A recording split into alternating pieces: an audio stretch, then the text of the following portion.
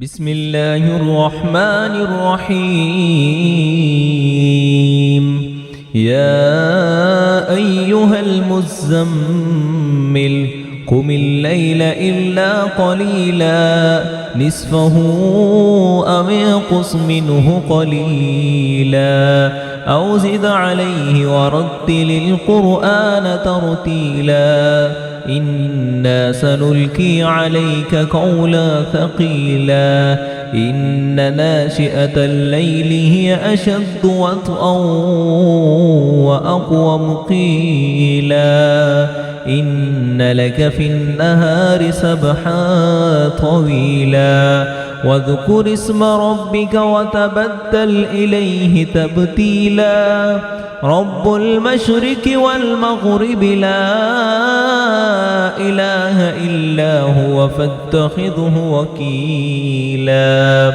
واصبر على ما يقولون واهجرهم هجرا جميلا وذرني والمكذبين أولي النعمة ومهلهم قليلا إن لدينا آكالا وجحيما وطعاما ذا غصة وعذابا أليما يوم ترجف الأرض والجبال وكانت الجبال كثيبا مهيلا إنا أرسلنا إليكم رسولا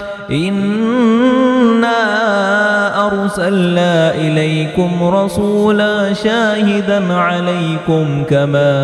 أرسلنا إلى فرعون رسولا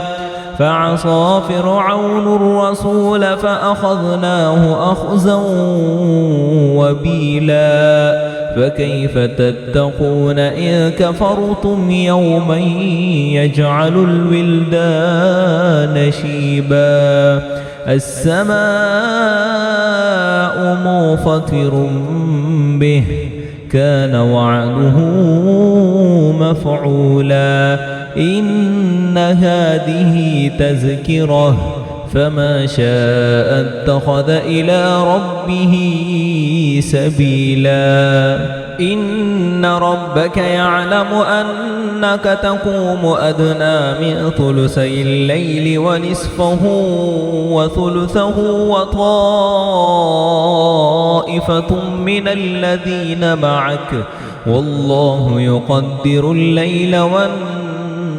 والنهار علم أن لا تحصوه فتاب عليكم فاقرؤوا ما تيسر من القرآن علم أن سيكون منكم مرضى وآخرون يضربون في الأرض يبتغون من فضل الله